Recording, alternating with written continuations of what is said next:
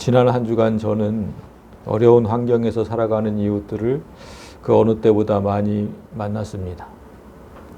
관공서에서 위탁받은 일을 하러 갔지만 그 일만 해주고 나오기에는 너무나 열악한 환경들이 많아서 그 일만 해주고 나올 수가 없었어요. 그래서 여기저기 청소도 해드리고 또 정리 정돈도 좀 해드리고 그러면서 또 그곳에 사는 분들과 얘기를 나눌 기회가 있었습니다.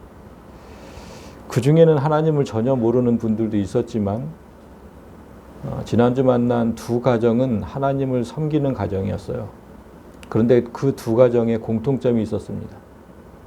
자녀들이 다 온전치 못해요.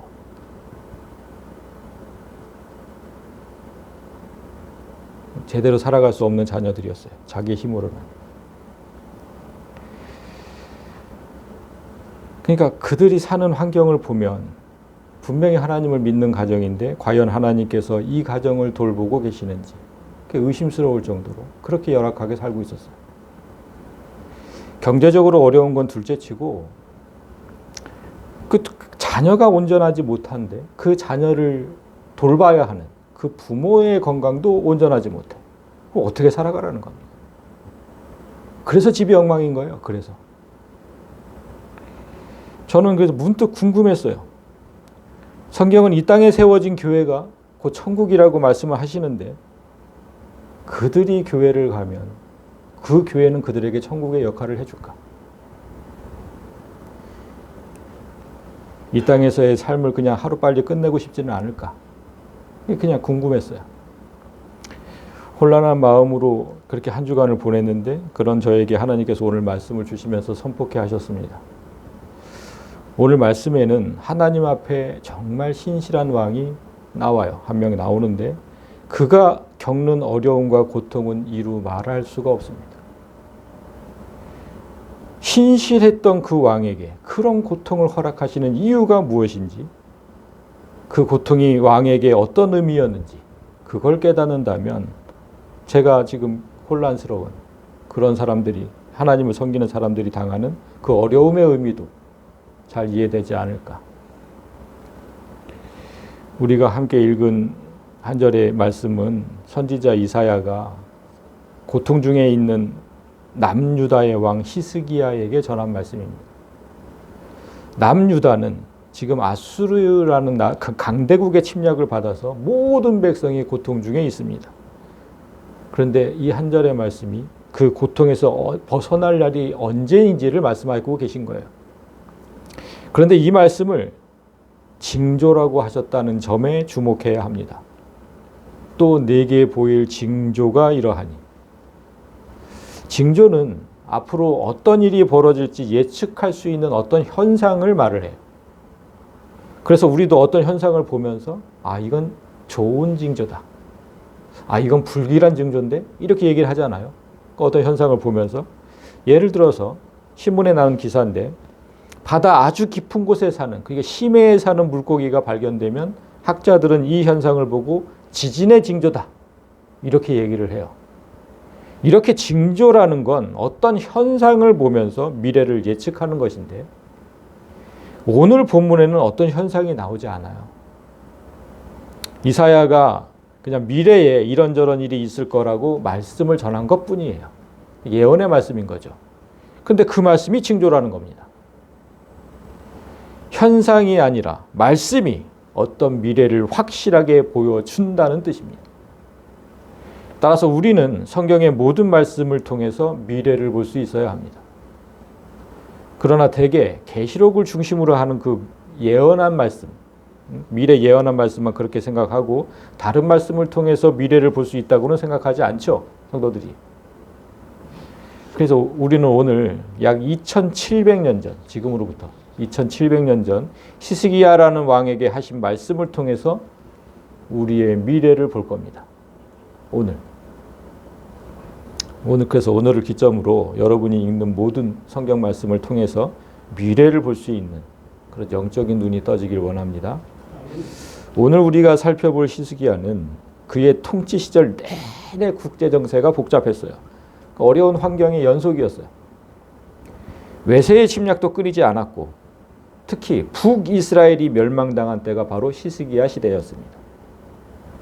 만약 오늘날 북한이 외세에 의해서 멸망당한다면 우리 남한도 무사하지 못해요. 그러니까 좀 어렵게 돼요. 위기에 처하게 돼요. 이렇게 큰 극도로 혼란하고 불안한 정세 속에서 그가 얼마나 하나님만 의지했는지를 잠깐 보겠습니다. 18장 5절부터 6절까지 보면 히스기야가 이스라엘 하나님 여호와를 의지하였는데 그의 전후 유다 여러 왕 중에 그러한 자가 없었대요. 가장 하나님을 뛰어나게 의지했다는 거죠. 곧 그가 여호와께 연합하여 그에게서 떠나지 아니하고 여호와께서 모세에게 명령하신 계명을 지켰다. 그래서 연합이라고 했는데 제가 원어로 다바크라는 단어를 이렇게 살펴보니까 살이 뼈에 붙어 있고 이 혀가 입천장에 붙어 있다는 뜻으로 쓰는 단어래요. 그러니까 히스기야가 하나님을 얼마나 의지했는지 이 한 단어로 알 수 있는 거예요. 정말 껌딱지처럼 하나님께 착 달라붙어서 절대로 떨어지지 않았다는 겁니다. 그런 믿음으로 개혁을 단행하고 국가의 번영을 이루어내요. 4절을 보면 그가 여러 산당을 제거하며 돌탑을 부수며 아세라 목상을 찍으며 모세가 만들었던 놋뱀을 향하여 이스라엘 자손이 이때까지 분향함으로 그것을 부수고 느후수단이라 일컬었다. 느후수단은 구리, 놋쇠로 만들어진 것이란 뜻이에요. 그냥 그것에 불과하다. 구리, 놋쇠로 만들어진 것에 불과하다. 민수기 21장을 보면 이스라엘 백성이 하나님을 원망했을 때 하나님께서 불뱀을 보내서 심판하시는 장면이 나오죠. 여러분 잘 아실 거예요. 이에 모세가 백성을 위해서 기도를 하죠. 그때 하나님께서 놋뱀을 만들어서 저렇게 장대 위에 매달고 뱀에 물린 자마다 저걸 보며 살리라 라고 말씀하셨죠. 모세가 말씀대로 놋뱀을 만들어서 장대 위에 달았고 저걸 바라본 사람들은 뱀에 물리고도 죽지 않았어요. 그런데 여러분, 저 시대가 언제인지 아세요? 출애굽해서 바로잖아요. 출애굽 연도가 BC 1446년이에요. 지금 히스기야 왕 시대는 북이스라엘이 멸망한 때니까 BC 722년입니다. 그러니까 이스라엘 백성이 저 놋뱀을 숭배한 역사가 약 700년이라는 거예요. 700년 동안이나 저 놋뱀을 없애지 않고 달아놓고 그 앞에서 숭배를 했다는 거예요. 그러면 다윗도 지난 그 역사 속에 있었을 건데 그 다윗조차도 저 놋뱀을 치우지 않았다는 거잖아요. 다윗은 왜 저 놋뱀을 치우지 않았을까요? 그 위대했던 왕 다윗이. 저 놋뱀이 오늘날의 십자가 역할을 했기 때문에 그래요. 그래서 치우지 않은 거예요.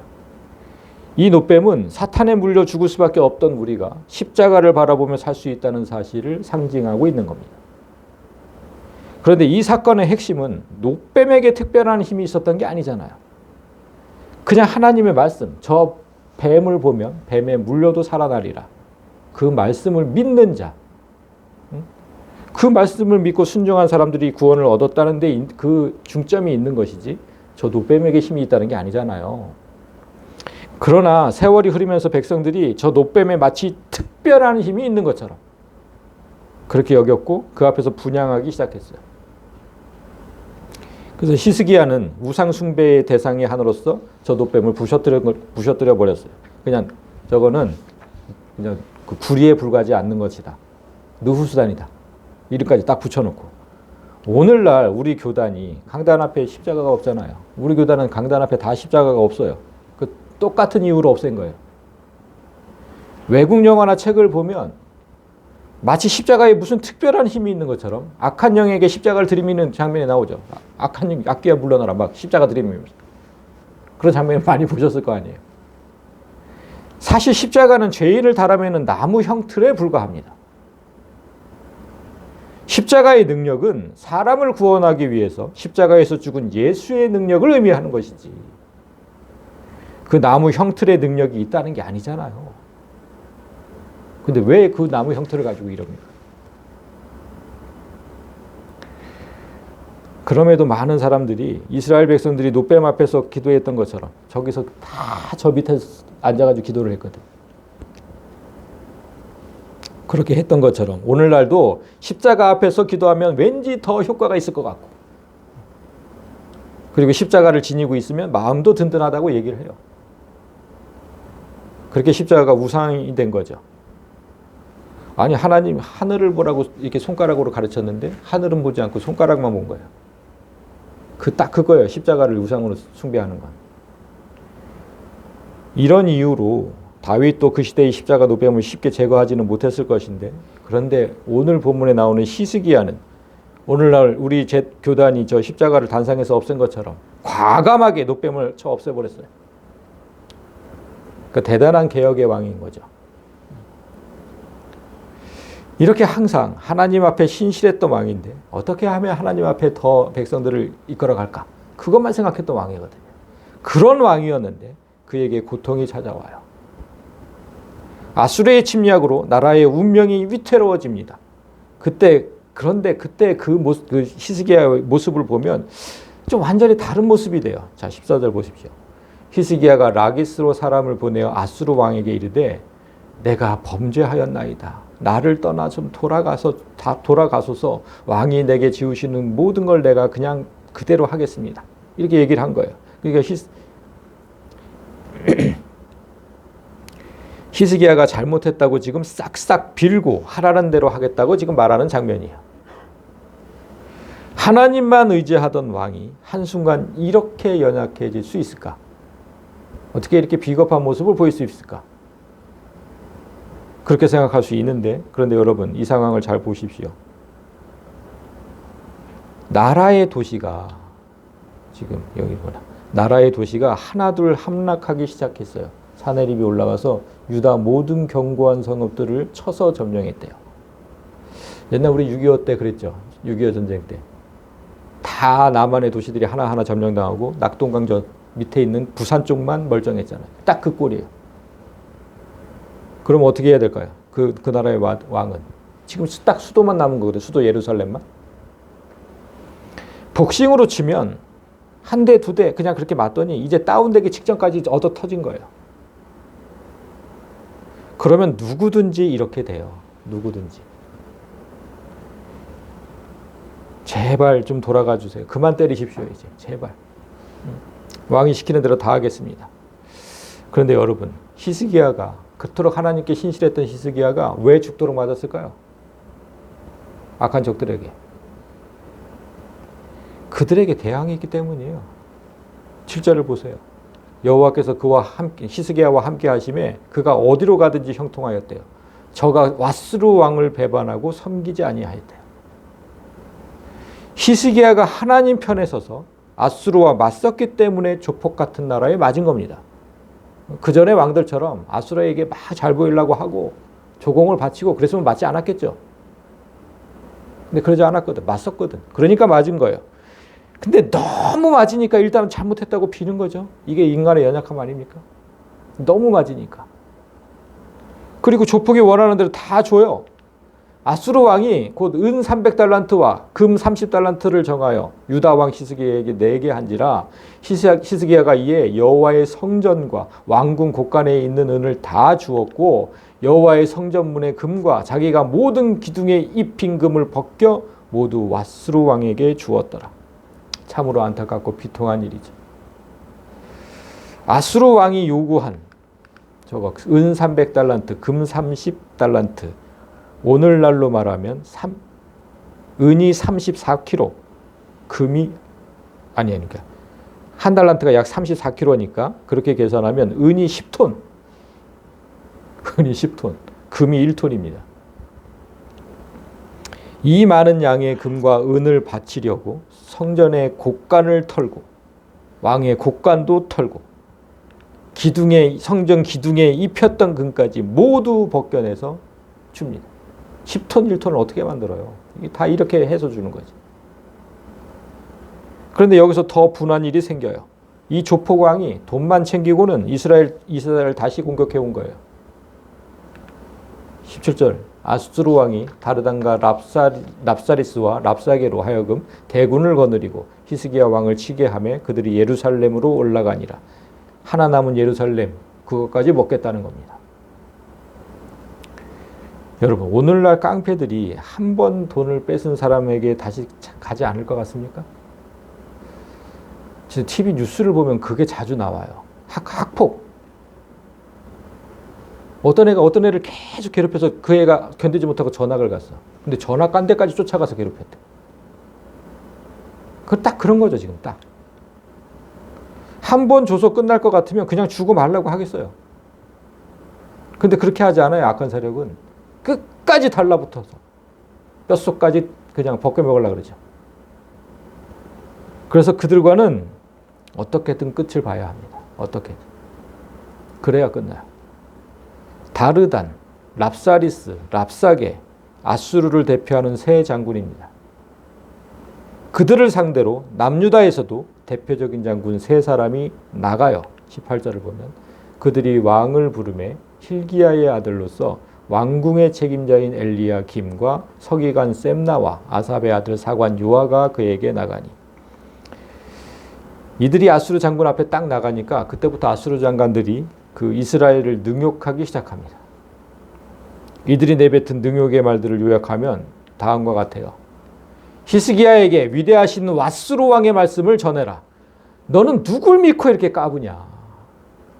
전쟁이 입으로 하는 것이냐? 대체 누구를 믿고 내게 반역하는 것이냐?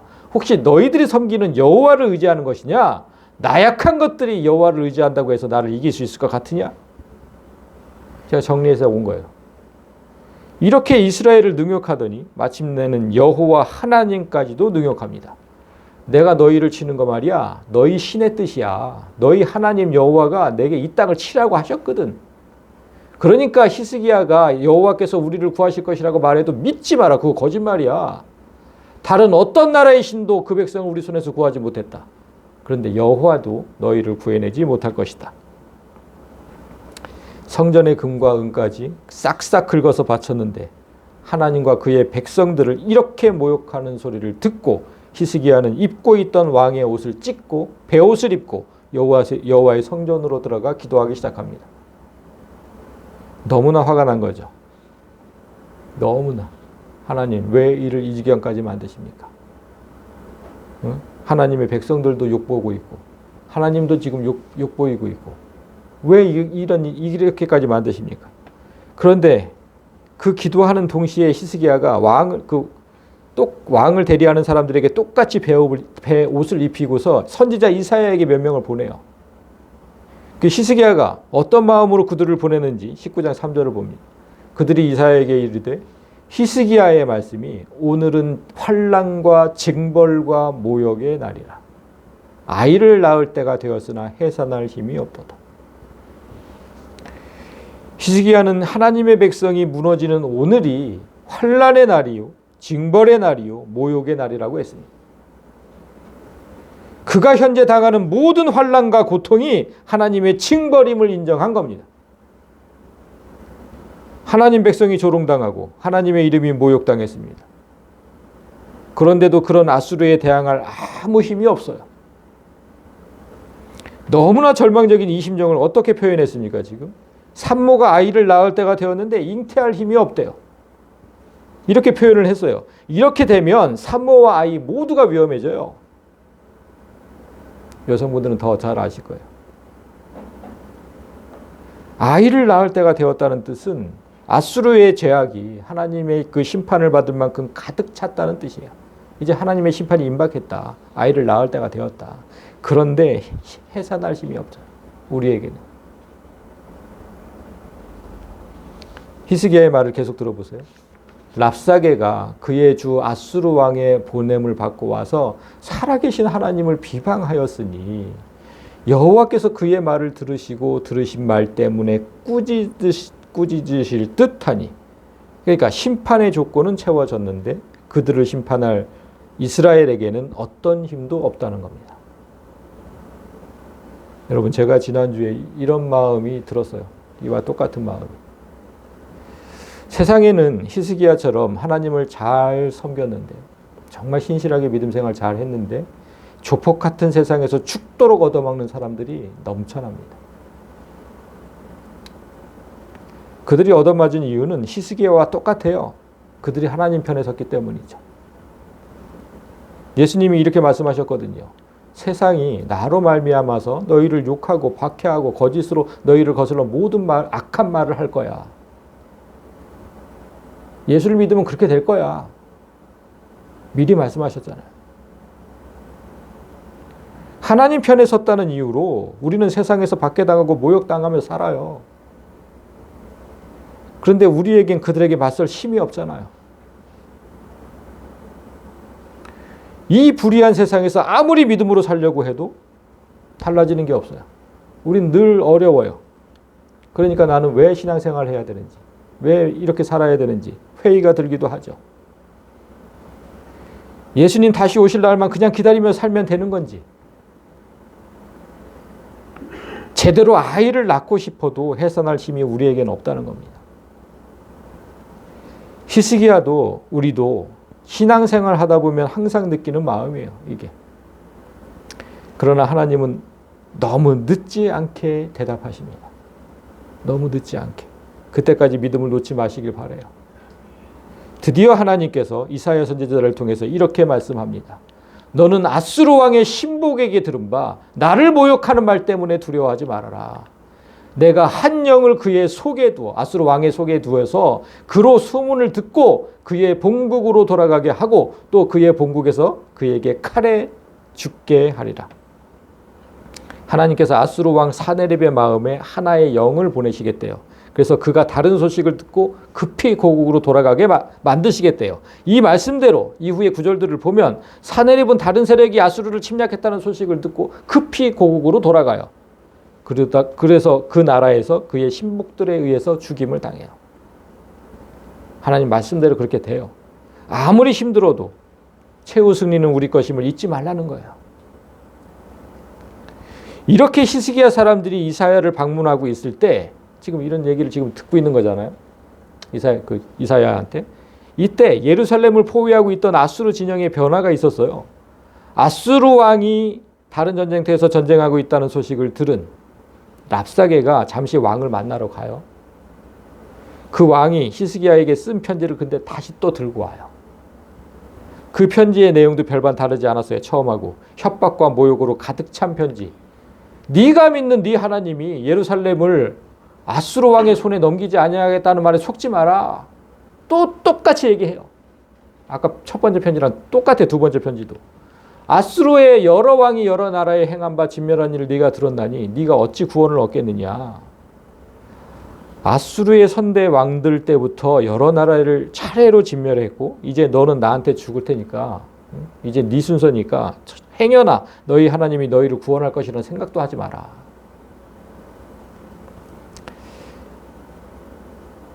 그런데 여러분 지금 이 악한 세력의 협박에 특이한 점이 있다는 걸 발견하셔야 돼요. 좀 전에 함께 보았던 협박과 그리고 지금의 협박에는 공통점이 있는데 하나님을 의지하지 말라는 거예요. 네가 믿는 네 하나님이 너를 구원할 생각, 그거에 생각도 하지 마라. 하나님을 의지하지 말라. 일반적으로 전쟁의 상대가 되지 않는 나라에 보내는 최후 통첩이 어떻습니까? 항복하면 목숨만은 살려준다는 거예요. 딱 그거예요. 항복해라. 목숨만은 살려줄 테니까. 그거면 돼요. 이렇게 구구절절히 뭐 그들이 섬기는 신까지 뭐 거론하면서 구차하게 말하지 않아요. 그런데 지금 이들은 왕이나 장군들이나 모두 한 목소리로 이스라엘의 하나님을 거론하고 있어요. 그들이 가장 신경 쓰는 건 우리가 아니라 하나님이란 뜻입니다. 애초부터 이스라엘은 싸움의 상대가 아니었잖아요. 죽도록 맞고 성전의 껍질까지 다 벗겨서 바쳤던 그런 대상을 지금 왜 두려워하겠습니까? 그건 두려워할 대상이 아니에요. 한 방이면 끝나는 나라였죠. 그런데 그런 나라를 향해서 계속 장황한 말로 협박하면서 네 하나님이 구원할 거야. 그거 생각하지 마. 계속 이러는 이유가 뭐냐는 거예요. 이스라엘 뒤에 계신 하나님이 두려운 겁니다. 그러니까 여러분 세상의 협박에 굴하지 말라는 거예요. 하나님이 너 구원할 거라고 그런 거 생각지도 마. 너를 도우실 거라는 그거 생각지도 마. 계속 우리 귀에다가 얘기하거든요. 우리 마음속에. 세상의 악한 영들이. 거기에 굴하지 말라는 거예요. 우리가 그들의 협박대로 하나님께서 나를 구원하실 것이란 믿음을 포기하면 바로 그때가 그들의 공격이 시작되는 때입니다. 그래서 우리는 히스기야처럼 마음을 찢고 회개하는 마음으로 하나님 앞에 서야 해요. 히스기야가 아수르 왕이 전하는 편지를 받고 취했던 행동을 보십시오. 히스기야가 편지를 받아보고 여호와의 성전에 올라가서 그 편지를 여호와 앞에 쫙 펴놓고 그 앞에서 기도하여 이르되, 그러니까 다른 사람이 아닌 나, 해산할 힘이 없는 내가 이렇게 해야 된다는 거예요. 바로 성전으로 올라가서 사네립이 하나님을 모욕한 편지를 하나님 앞에 펼쳐놓고 기도하기 시작해요. 그룹들 위에 계시는 이스라엘의 하나님 여호와여, 주는 천하 만국의 홀로 하나님이십니다. 다른 신은 없다는 거예요. 오직 신은 하나님 한 분뿐이십니다. 주께서 천지를 만드셨나이다. 여호와여 귀를 기울여 들으소서. 여호와여 눈을 떠서 보시옵소서. 산헤립이 살아계신 하나님을 비방하러 보낸 말을 들으시옵소서. 천지의 홀로 하나님, 신은 하나님 한 분뿐이신데 이 무도한 자가 하나님을 어떻게 비방했는지 귀를 기울여 들으시고 눈을 떠서 이 편지를 보시라고 간청합니다. 그리고는 또 이렇게 기도하죠. 여호와여, 아수르 여러 왕이 과연 여러 민족과 그들의 땅을 황폐하게 한 거 그거 사실입니다. 그 사실이에요. 또 그들의 신들을 다 불에 던졌어요. 이렇게 세워놓은 신들을 다 불에 던졌어요. 근데 그거는 그들이 신이 아니었기 때문에 사람의 손으로 만든 것에 불과하고 나무와 돌 그거 그냥 그런 것뿐이었으므로 그냥 멸할 수 있었던 겁니다. 믿음의 고백을 하잖아요. 그래서 그들이 다 신들을 멸할 수 있었던 거다. 그들의 말대로 그들이 정말 여러 나라를 정복했고, 여러 나라를 정복했고 그 나라의 신들을 모두 불태웠지만 그 불태워진 신들은 그저 나무와 돌로 만든 것에 불과하다. 그들은 분명히 신이 아니었고 천지에 살아계신 신은 오직 여호와 하나님 당신뿐이다. 살아계신 하나님이여 우리를 구원하소서. 하나님을 향한 믿음이 얼마나 분명하고 담대합니까? 히스기야가 이렇게 문제의 편지를 놓고 그 문제를 해결해 달라고 기도했듯이 우리 앞에 놓인 문제를 좀 쫙 펼쳐놓고 하나하나 쫙 펼쳐놓고 하나님 제가 이렇게 지금 모욕을 당하고 있습니다. 이렇게 그렇게 하셔야죠. 하나님 이 문제를 보세요. 이 문제가 하나님의 영광을 얼마나 가리고 있는지, 하나님 백성들을 얼마나 옥죄고 있는지 이 문제들을 좀 봐주십시오. 좀 기도해야죠. 다른 이는 문제를 해결할 수 없으니 이 문제를 해결해 주십시오. 자, 히스기야는 오늘이 환난의 날이고 징벌의 날이고 모욕의 날이라고 했잖아요. 주의 백성이 어려움을 당하는 시간을 환난의 날, 징벌의 날, 모욕의 날로 생각하지 않는다면 당연히 그 사람은 기도의 자리에 가지 않을 겁니다. 나에겐 잘못이 없는데 하나님이 나를 돕지 않아서 이렇게 내가 고통당하는 거야. 딱 여기까지 생각하죠. 그러니까 기도하지 않아요.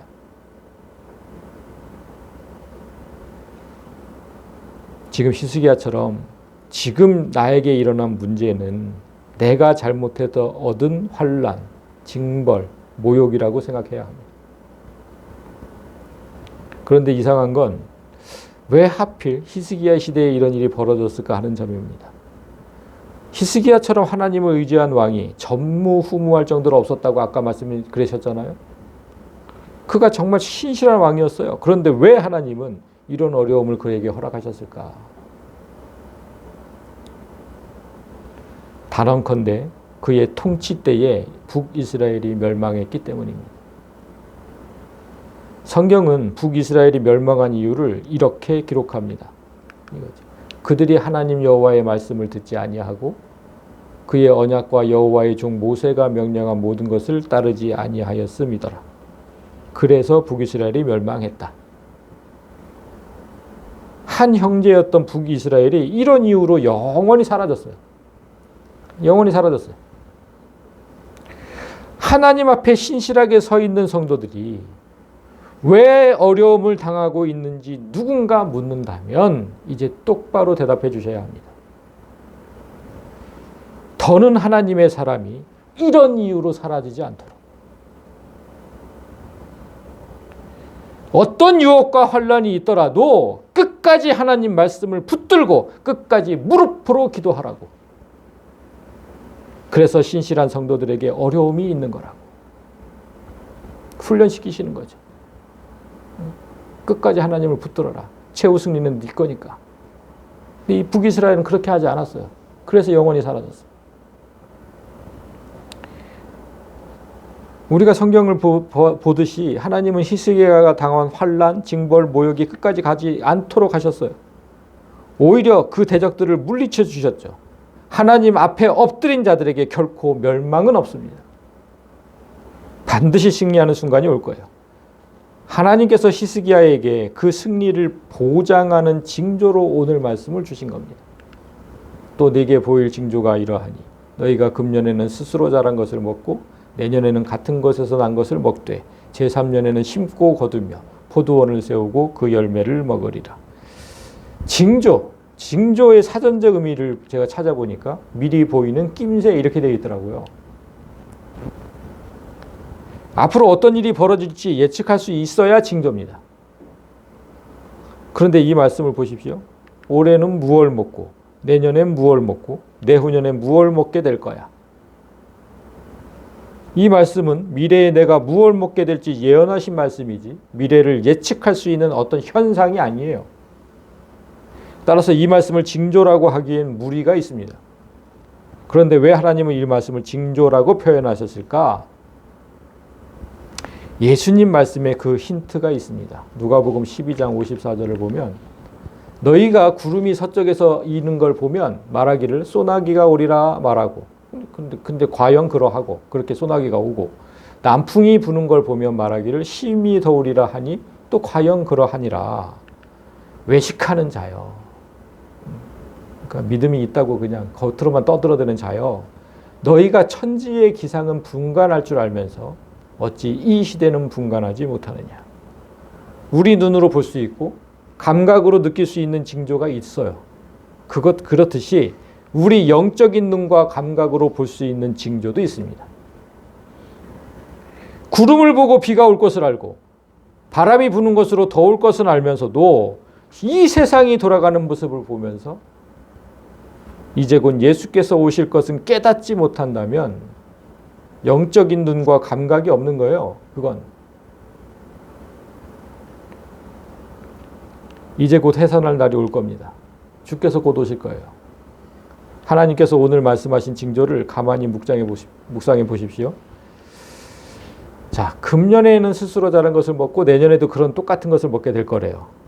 전쟁이 끝난 땅은 황폐하죠. 그래서 첫째 해, 둘째 해는 들에서 자란 풀을 먹으면서 그러니까 뭘 뿌릴 수가 없는 땅이에요. 뭘 뿌릴 수가 씨도 없고 아무것도 없어요. 전쟁 후에는.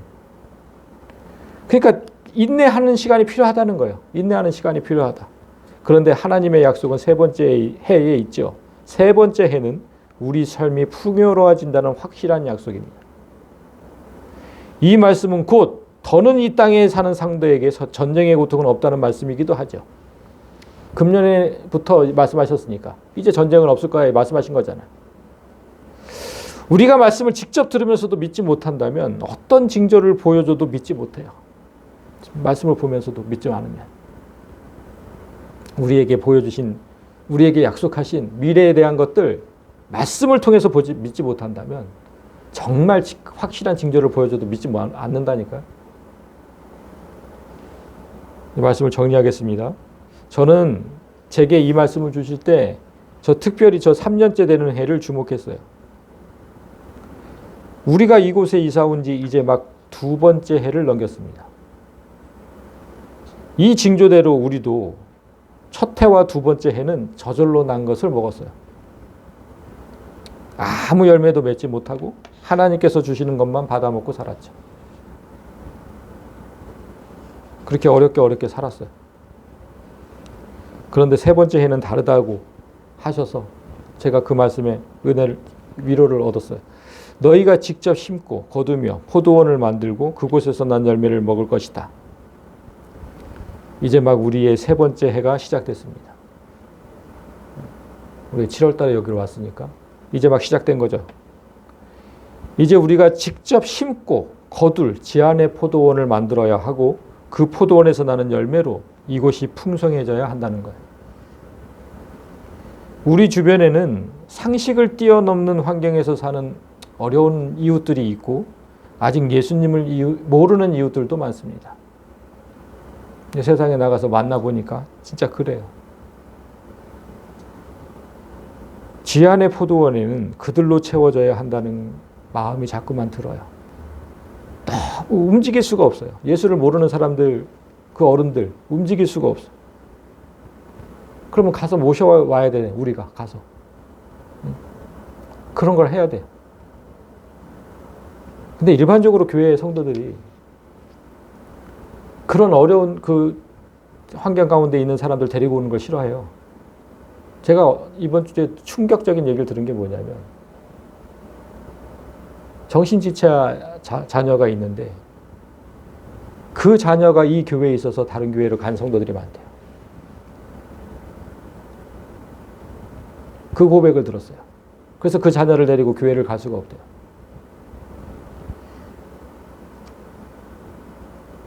우리도 그렇지 않겠습니까? 그냥 여기서 계속 뭐라고 하겠죠. 그 정신지체 자녀가. 참 어떻게 해야 될지 저도 진짜 혼란스러워요.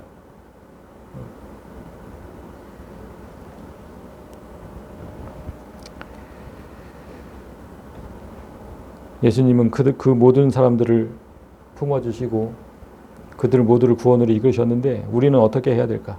진짜 고민을 많이 해야 합니다. 이 지안의 포도원에 그들로 채워져야 하고 그들이 아름다운 열매로 자랄 수 있도록 심고 거두는 수고를 아끼지 말아야 해요. 지금 딱 그렇게 말씀하신 거잖아요. 여러분이 오늘 말씀을 미래를 볼 수 있는 징조로 생각한다면 그것에 대비하는 삶을 살아야 한다는 거예요.